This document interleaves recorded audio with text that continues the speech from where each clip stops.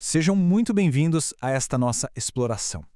Hoje a gente vai mergulhar no fascinante e muitas vezes incompreendido mundo da recuperação da dependência, mas olhando por uma lente bem diferente, a da programação neurolinguística, ou PNL.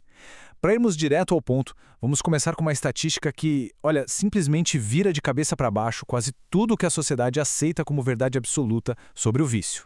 90%? Dá para acreditar? Esse número conta uma história real que é de cair o queixo. Durante a Guerra do Vietnã, muitos soldados americanos se tornaram dependentes de heroína.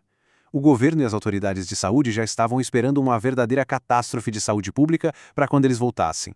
Mas a pesquisa mostrou algo que ninguém previa. 90% dos soldados que usavam heroína simplesmente pararam de usar quando voltaram para casa, naturalmente sem intervenção médica ou internações.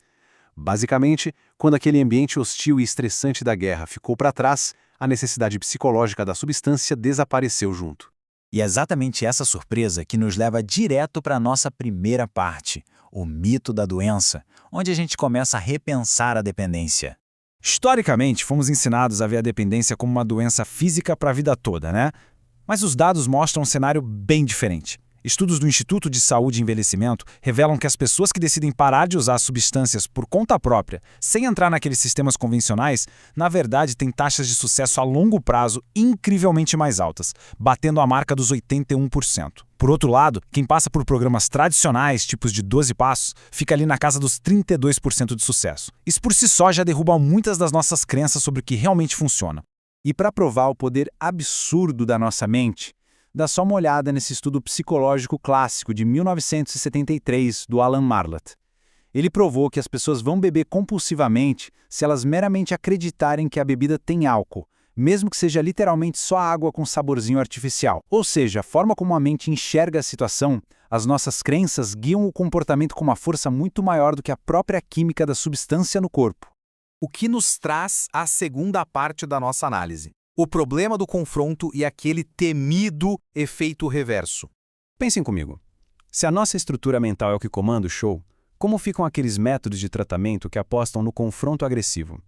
O modelo tradicional diz que a pessoa tem um problema incurável, que ela precisa ser duramente confrontada e que deve assumir o rótulo de doente.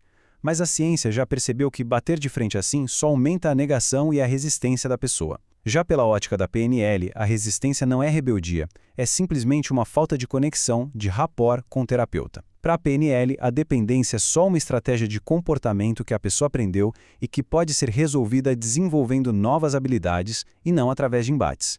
Seguindo em frente, vamos para a parte 3, a incongruência sequencial. É aqui que a gente define de fato esse conflito interno. Porque, para facilitar uma mudança sem usar o confronto, a gente precisa entender o que é a dependência na linguagem da PNL. Eles chamam isso de incongruência sequencial. O nome é chique, mas na prática é como um verdadeiro cabo de guerra dentro da nossa cabeça. Uma parte de você quer muito parar com aquele comportamento, mas, no mesmo instante, tem uma outra parte sua que grita mais alto e quer continuar usando a substância para, aliviar alguma dor ou estresse. A pessoa fica presa num ciclo exaustivo, oscilando entre o querer parar e o impulso de usar.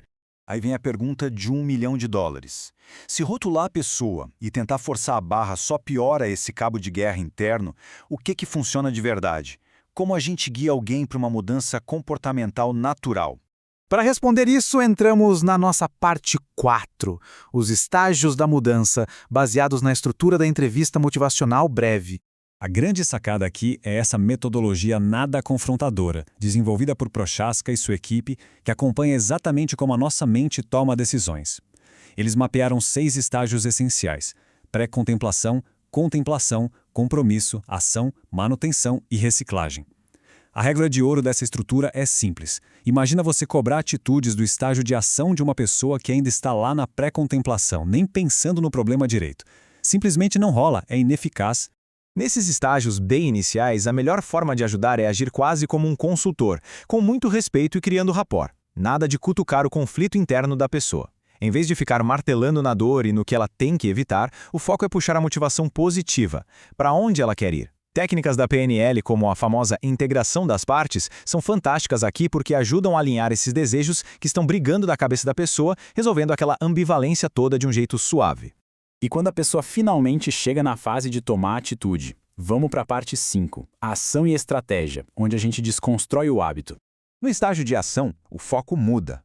O objetivo agora é identificar e cortar a sequência mental exata que faz a pessoa agir. Vamos pegar o exemplo de um fumante para visualizar bem isso. Tudo começa com um gatilho, tipo terminar de almoçar. Aí a mente vai lá e resgata a memória gostosa do cigarro. Na sequência, vem a polarização. A vozinha da culpa diz: "Nossa, fumar faz muito mal." Em milissegundos, o cérebro coloca na balança a culpa contra o prazer. E o que sai dessa equação? A mente diz: "Ah, por que não?" E a pessoa fuma. Não é falta de força de vontade, pessoal. É um programa automatizado rodando na cabeça. A mágica acontece quando a gente entra e dá um curto-circuito nessa sequência automática permanentemente. A PNL usa ferramentas como o padrão de Swish, que funciona basicamente como você deslizar a tela do celular para trocar rapidamente a imagem que serve de gatilho por algo diferente. Você também pode quebrar a ordem física de como o hábito é executado.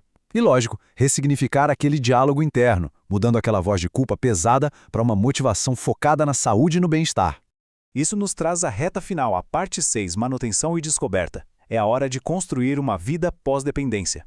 Interromper o hábito velho é crucial, mas é só metade da equação. Para manter essa mudança no longo prazo, é preciso construir um estilo de vida onde aquela dependência não tenha mais utilidade nenhuma. Treinar habilidades sociais, como comunicação e resolução de conflitos, é incrivelmente eficaz para isso. Terapia da linha do tempo ajuda a limpar crenças que limitam a pessoa.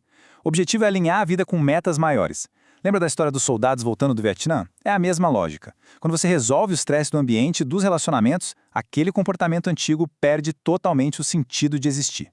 E claro, a gente sabe que deslizes podem acontecer. A estrutura lida com isso perfeitamente no último estágio, chamado reciclagem. A mensagem principal aqui é tirar o peso do erro. Um lapso não é uma recaída completa. Como diz o ditado, se uma andorinha só não faz verão, dar um escorregão não significa que você caiu no abismo. Um tropeço futuro não é o fim do mundo. É só uma oportunidade de aprendizado que já era esperada, uma chance de ajustar a rota rumo ao sucesso.